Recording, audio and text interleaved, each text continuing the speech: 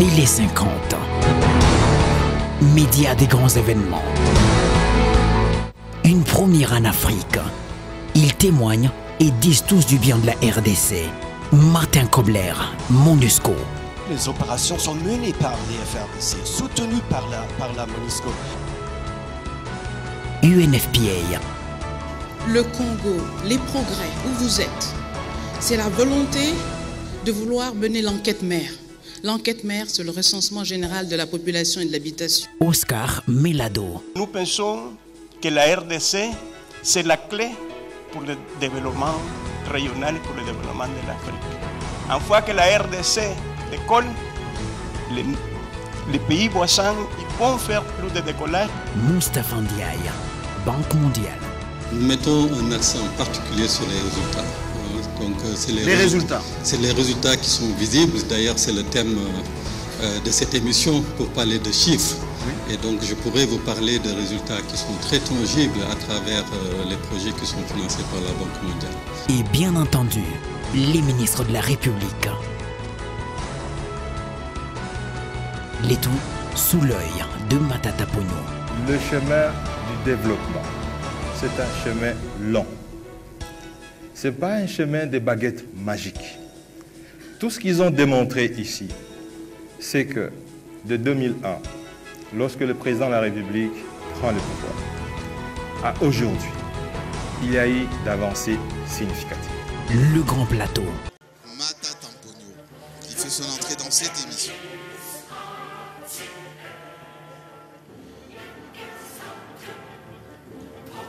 Bienvenue, Monsieur le Premier ministre. Prenez place.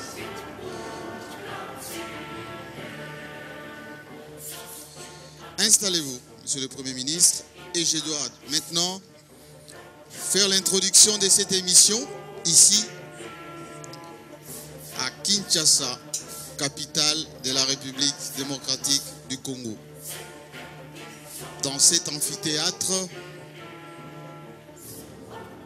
qui sert aujourd'hui des cadres pour permettre une communication spéciale, une communication de la République démocratique du Congo sur les indicateurs permettant d'apprécier les avancées, mais aussi sur la participation des partenaires de la RDC, chacun en ce qui les concerne, pour que la population de la République démocratique du Congo, les partenaires du Congo à travers le monde, puissent prendre la température du Congo d'aujourd'hui. Parce que le Congo d'aujourd'hui, c'est essentiellement des mots pour les dire, des chiffres aussi pour les dire, et des faits. Parce que la population doit se retrouver, parce qu'on doit apprécier réellement ce qui se passe ici. Et ce qui se passe ici, c'est ce que nous avons prévu dans cette émission que je vous demande de regarder maintenant.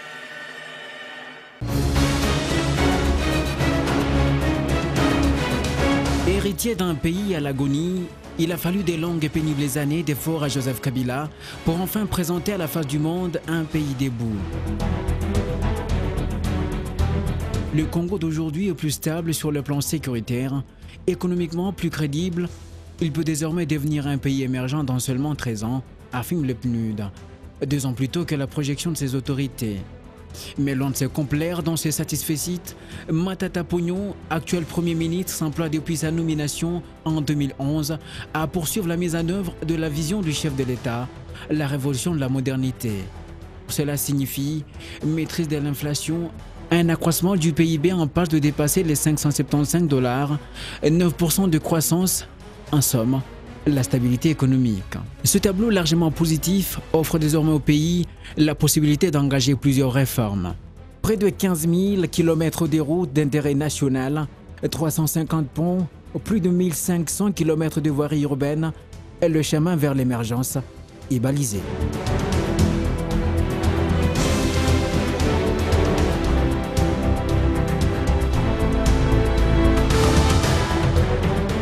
Dans le secteur de la santé, avec l'érection ou réfection et équipement des hôpitaux, les zones de santé sont-elles pourvues des médicaments essentiels, tandis que les maladies endémiques ou les épidémies sont combattues avec hargne. L'éducation subit elle aussi des changements du même ordre. En province et dans la capitale où les écoles sont soit réhabilitées, soit construites, un ambitieux projet de construction de 1000 écoles est même lancé et salué par les instances internationales, dont l'UNICEF.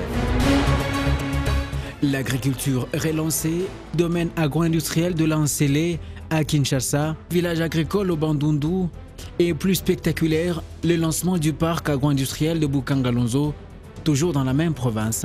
Le gouvernement projette de les dupliquer sur l'ensemble du territoire national.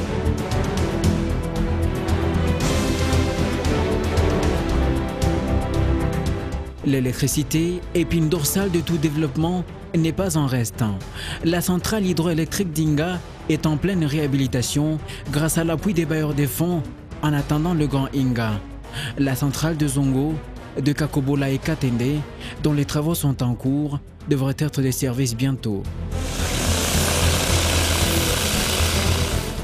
Sur le plan social, on note la bancarisation de la paye de plus de 700 000 fonctionnaires, la mise en route des sociétés des transports en commun, Transco et Esprit de Vie, le grand retour de l'hôtel flottant ITB Kokolo et l'arrivée imminente de Congo Airways et la création des 36 micro-entreprises associatives avec le Fonds national de la microfinance.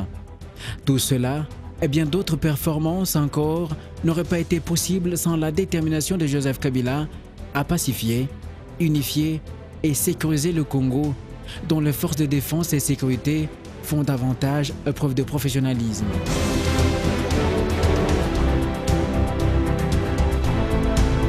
Voilà pour ce qui est des défis relevés et des attentes rencontrées, alors que depuis plus de 100 jours, un gouvernement de cohésion nationale dit Matata II est en place. Qu'a-t-il fait? Que peut-il faire? Quels sont ses défis à lui? Éléments de réponse dans ce spécial Grand Plateau. Et on peut applaudir si vous voulez bien. Ainsi se dessine la cartographie, la photographie du Congo d'aujourd'hui, mais c'est mieux dit par le premier des ministres du Congo, Matata Mponyo, que j'invite, s'il vous plaît. Bienvenue, Monsieur le Premier ministre. Merci de nous accorder cette opportunité de vous exprimer ici, à Kinshasa, avec votre gouvernement, la classe politique, y compris la société civile, mais aussi les partenaires de la RDC. Prenez votre siège, s'il vous plaît. Et je vous pose pour les Congolais. Quel est l'état du Congo, monsieur le Premier ministre? Merci beaucoup, monsieur Jean-Marie Kassamba. Je devrais d'abord commencer par remercier l'ensemble des partenaires au développement qui ont répondu à cette invitation, parce que nous travaillons avec eux. Je remercie aussi l'ensemble des sénateurs, députés, mais aussi les membres du gouvernement, ainsi que d'autres invités qui sont dans la salle, afin que nous puissions ensemble regarder de près l'évolution des progrès qui ont été réalisés par la République démocratique du Congo sous le leadership du président de la République, Joseph Kabila Kabange, à qui je rends mes hommages les plus déférents. Mesdames et messieurs, distingués invités, cette séance d'aujourd'hui, nous la tenons à la suite de certaines recommandations. La première que je voudrais citer, c'est le numéro 2 du Fonds monétaire international, David Lipton, de passage à Kinshasa, déclare être impressionné par le progrès économique de ces pays. Et que, en venant de Washington, il n'avait pas cette image qu'il a trouvée dans ces pays. Et qu'il était important que la RDC communique davantage pour diffuser ces progrès, pour améliorer son image de marque. En partant, David Lipton a dit que la RDC a tellement fait de progrès qu'il était dans les top 3 mondiales des croissances économiques. Mais c'est que le numéro 2 du Fonds monétaire disait s'approcher de ce que l'autre de la Banque mondiale, le numéro 2, c'est lui qui supervise pratiquement l'Afrique subsaharienne, Mactar Diop, pour ne pas les citer, lui aussi se disait quelques mois auparavant qu'il était impressionné par ce travail et qu'il était important que la RDC communique davantage sur ses progrès économiques. Répondant à une question d'un journaliste professionnel congolais, Mactar Diop répondait: Monsieur le journaliste, si accepter que la RDC progresse, c'est ça, jeter des fleurs à la République démocratique du Congo, alors, monsieur le journaliste, j'assume. Ce qui a été dit par le Fonds monétaire, ce qui a été dit par la Banque mondiale, l'a été répété par M. Soumaré lorsqu'il présentait son rapport annuel sur l'indice de développement humain version congolaise. Donc voilà le décor planté de cette émission. Sinon, les progrès qui ont été dits par les uns par les autres, c'est au niveau sécuritaire, comme vous le savez, un programme important et ambitieux a été dicté par la volonté du chef de l'État de rétablir la paix et la consolider.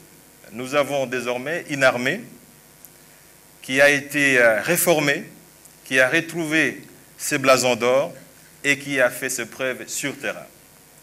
Nous avons combattu l'M23, nous l'avons vaincu, nous l'avons débouté, évidemment, avec l'appui de la communauté internationale, particulièrement la MONUSCO. Nous avons éradiqué la DEFNALU. En tout cas, ce sanctuaire est totalement terminé. Il y reste évidemment quelques groupuscules. Comme vous le savez, le LRA aussi, dans la province orientale, a été éradiqué. Aujourd'hui, nous nous battons contre l'FDLR et nous gagnons de l'espace. Ça veut dire, en d'autres termes, que la paix et la sécurité est davantage rétablie grâce à une armée qui a été professionnelle et qui a fait de l'éthique l'une de ses particularités. Du point de vue économique, là aussi, nous réalisons des progrès énormes. Nous ne pouvons pas nous passer de parler des indicateurs macroéconomiques. Les taux de croissance, nous sommes à 9,5% en 2014, soit les taux les plus élevés par rapport à 1960, parce que ce n'est qu'en 1970 qu'on a réalisé 9,7%. Taux d'inflation, 1% en 2014, 1% en 2013, soit les taux les plus bas depuis 1960. Taux de dépréciation monétaire, 0 en 2014. Ça veut dire que la monnaie congolaise est restée aussi stable qu'elle l'a été depuis plusieurs décennies. Lorsqu'on se rappelle les taux d'inflation des 10 000% que nous avons réalisés en une année vers les années 93-94. Ceci veut dire que nous faisons énormément de progrès. La balance des paiements, elle est positive depuis 2012 et quand on regarde l'histoire de notre pays, c'est seulement en 1968 que nous avons pu réaliser une balance des paiements positive. Ceci veut dire que les progrès sont effectifs. Est-ce que ces progrès sont seulement économiques ou bien il y a du social? Le social est là. Parce que dans les domaines de la santé, le ministre Kabange Numbi, spécialiste dans les domaines, il reviendra. Il y a beaucoup de progrès qui se réalisent. La mortalité infantile diminue. Les hôpitaux sont réhabilités. Les centres de santé sont réhabilités. Les médicaments sont achetés. Du point de vue routier, le ministre Kaswechi, le patron des infrastructures, y reviendra. Des milliers de kilomètres de routes sont construits ou réhabilités à telle enseigne que certaines provinces qui n'étaient plus connectées sont reconnectées, ce qui facilite davantage le travail de l'agriculture. L'agriculture, comme vous le savez, qui a été déclarée comme priorité des priorités par le président de la République, conformément à son programme de révolution de la modernité, Et il y a des choses qui bougent dans ce secteur, avec le parc agro-industriel de Bukangalonzo, avec Daipen, mais aussi l'appui des petits agriculteurs. Les domaines de transport, mêmement. Vous avez parlé de l'hôtel navigant ITB Kokolo, mais il y a aussi, vous l'avez mentionné, Congo Airways qui arrive, mais il y a Transco, il y a l'Esprit de Vie, il y a l'achat de locomotives neuves, près de 38 pour la SNCC, qui bouge, il y a l'appui à l'ex-ONATRA. Bref, c'est aussi un secteur qui bouge. Alors, Monsieur le Premier ministre, permettez-moi, je vous ai laissé un tout petit peu du temps pour que vous puissiez nous présenter la photographie du Congo d'aujourd'hui. C'est un peu, comment dire, ça fait rêver. Mais est-ce que les Congolais, eux, se retrouvent dans ce que vous dites? Est-ce que le petit peuple, est-ce que la maman qui vend sur le marché se retrouve dans vos chiffres? Je l'ai dit une fois, Jean-Marie Kassamba, c'est que le social ne se déclare pas, le social ne se décrète pas, le social sévit. Et il sévit au travers la mesure des indicateurs socio-économiques. Aujourd'hui, nous avons un PIB per capita qui est de plus de 600 $ par personne, alors qu'il était à 149 $ par personne en 2001. Évidemment, il est tombé de 600 $ par personne de 1960. Aujourd'hui, vous avez le taux de chômage qui a baissé de 60% à 40% aujourd'hui.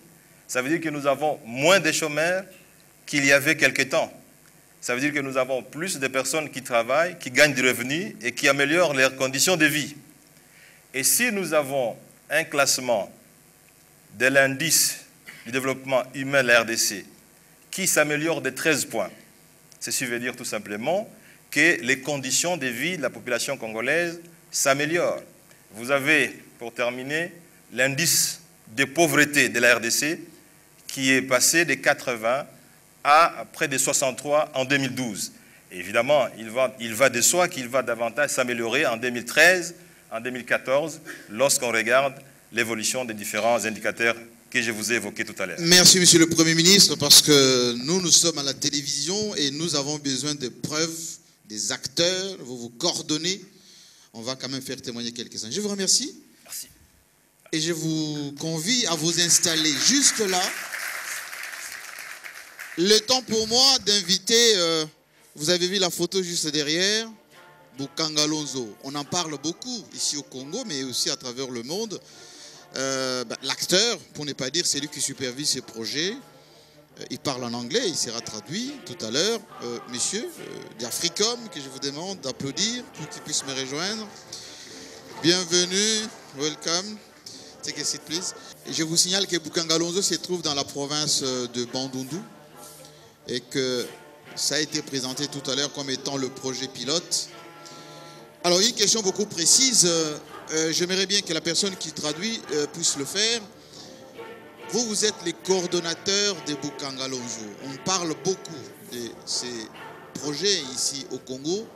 Vous avez commencé déjà à produire de maïs. Le chef de l'État et le Premier ministre étaient dans votre parc il y a quelques temps. Savoir qu'est-ce qui a motivé le responsable d'Africom to know why Africom responsible was motivated to de come venir en RDC pour in the monter ce DRC projet de Bukangalonzo. and also be a partaker of this Bukangalonzo project. Okay, first of all, I want to say welcome. Thank you very much for the opportunity. J'aimerais vous remercier d'abord pour m'avoir accordé cette opportunité. Honorable Prime Minister, Ministers. D'abord dire merci au Premier ministre. Yes, Africom Au fait, started this Africom project in April last year. a commencé ce projet au mois d'avril l'année passée. And we made some history this year, this week actually, by becoming a partner to the government. Effectivement, pendant cette semaine, nous avons été So as partenaires.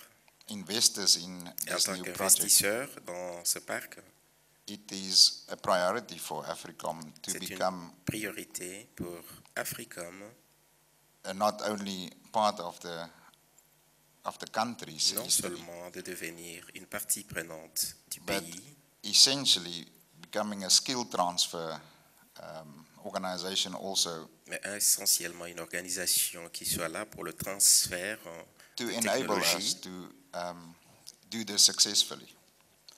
afin de réussir notre mission.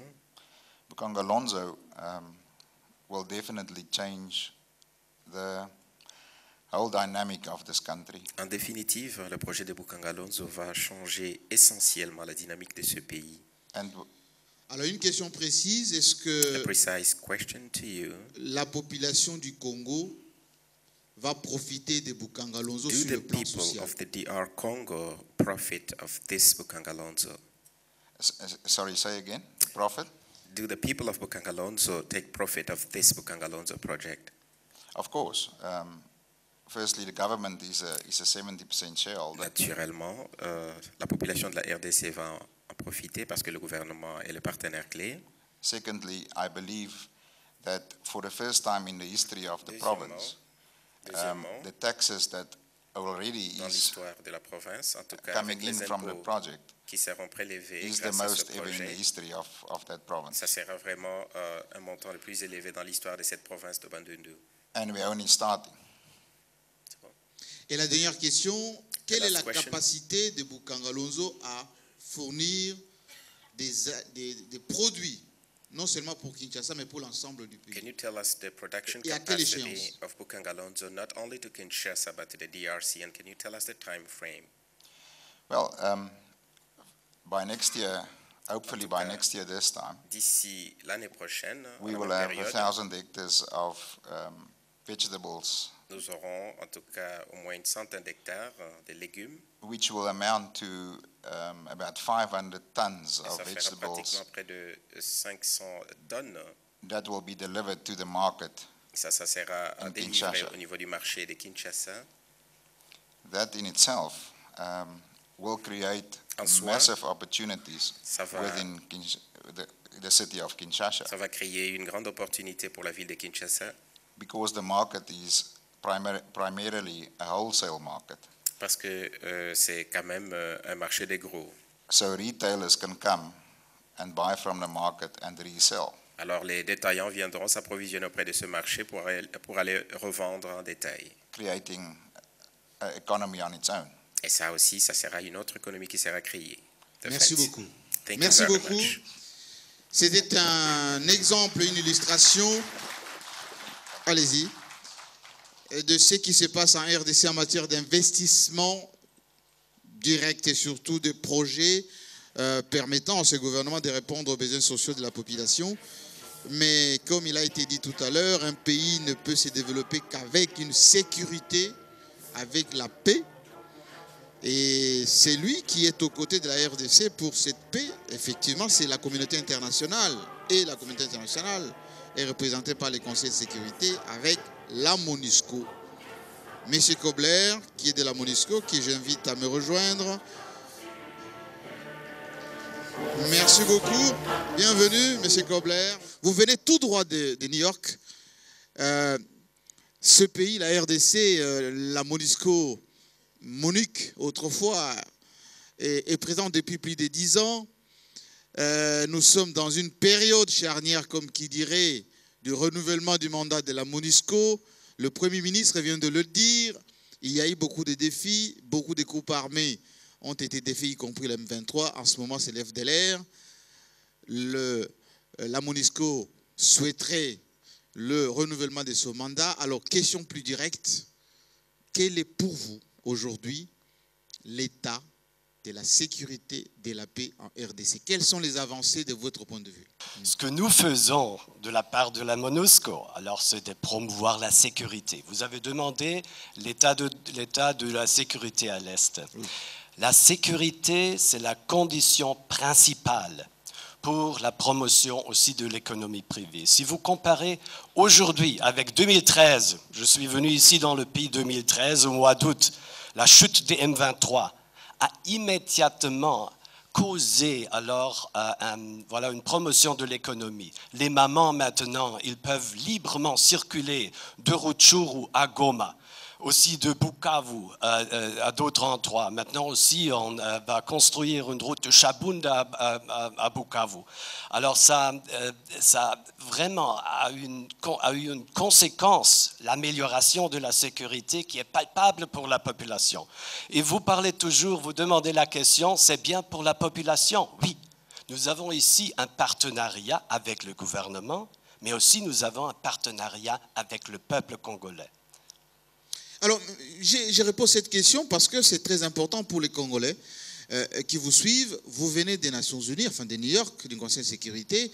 Il y a un débat sur le renouvellement du mandat de la MONUSCO, mais aussi sur les acquis qui sont apportés par les Nations Unies ici en RDC. De votre point de vue, M. Kobler, quel est aujourd'hui l'état des rapports avec la RDC? Quel est le niveau de votre coopération avec le gouvernement congolais? Quel est votre souhait, enfin, en tant que le représentant du secrétaire général des Nations Unies, pour que les choses avancent? Voilà, on a beaucoup de défis, en particulier encore à l'Est avec la sécurité. Et il faut renouveler le partenariat avec le gouvernement.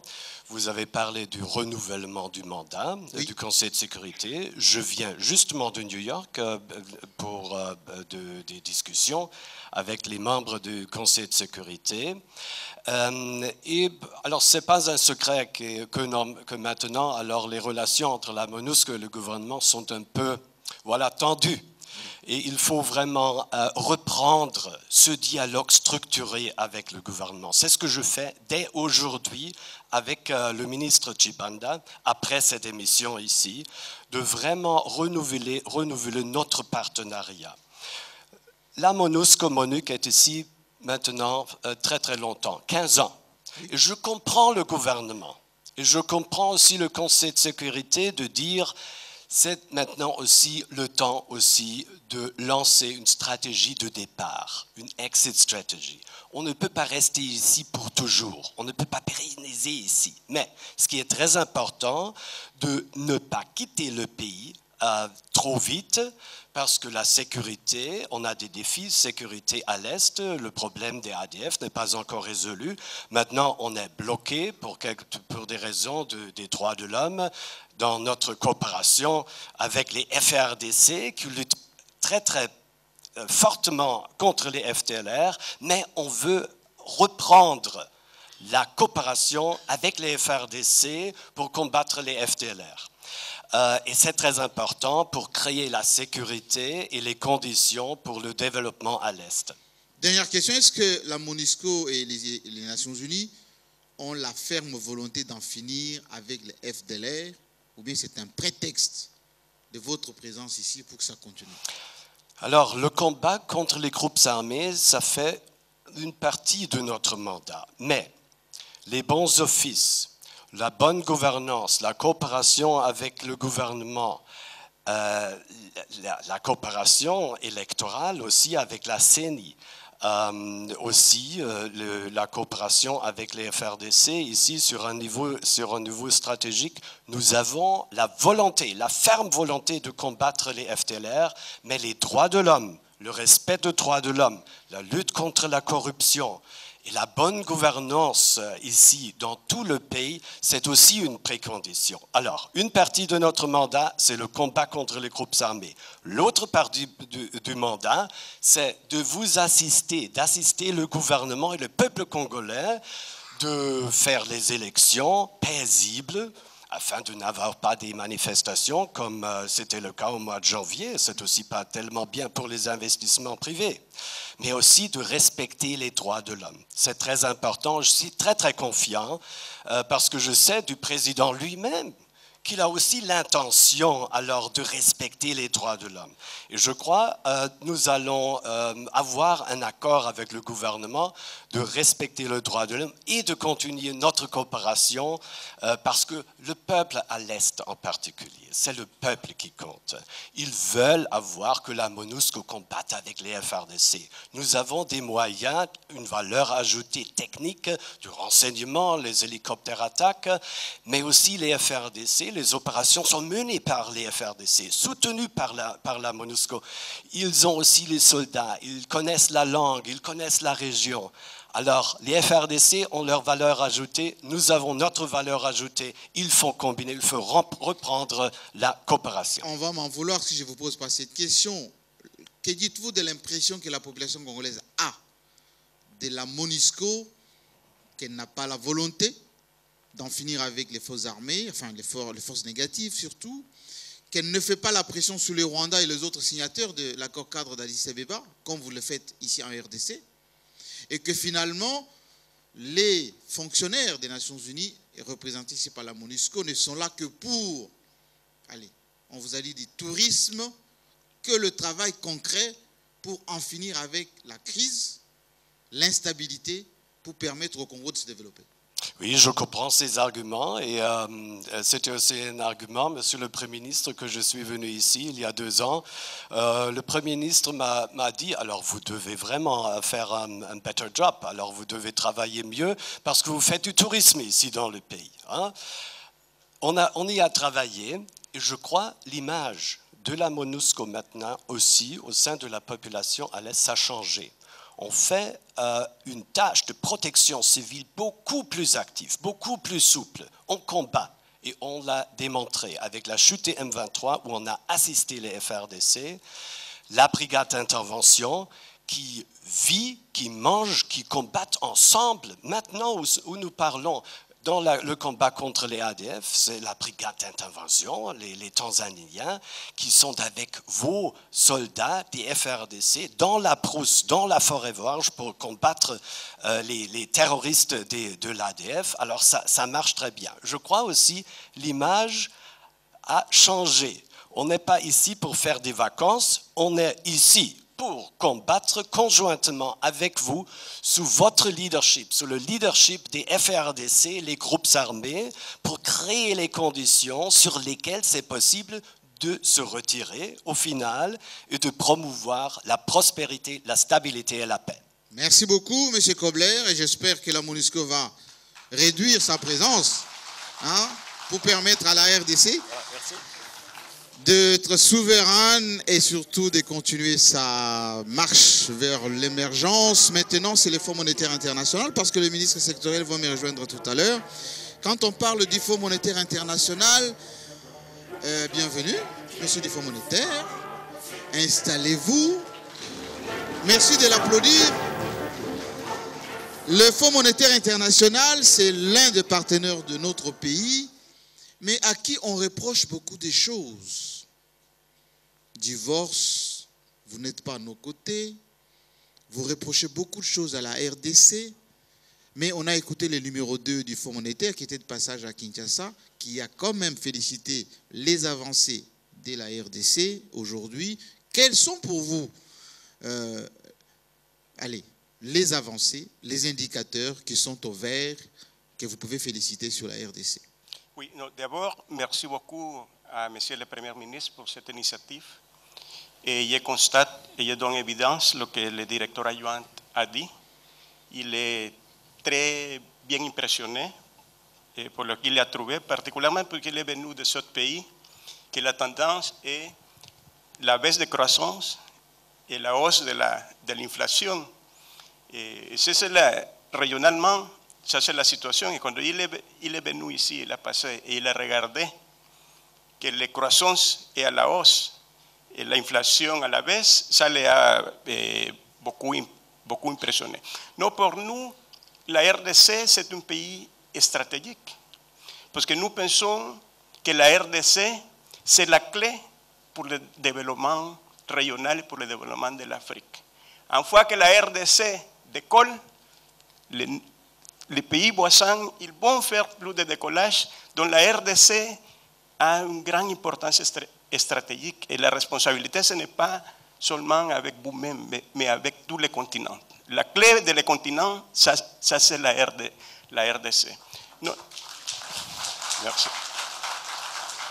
Non, nous avons une longue relation avec la RDC, de la période de Marshal Mobutu, de la période des années 2000, Et nous avons essayé d'accompagner à tout moment la RDC.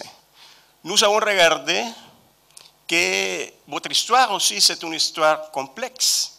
De l'indépendance, vous avez passé à la guerre froide, après à chercher la stabilité politique, après des guerres. Mais nous avons regardé que de 2009 jusqu'à maintenant, les choses ont changé. Et on doit regarder les choses en perspective. Qui aurait pensé en 2002 que nous serons dans une situation que l'inflation sera maîtrisée? Vous vous rappelez qu'aller à un restaurant et les prix ont changé, les salaires sont détériorés.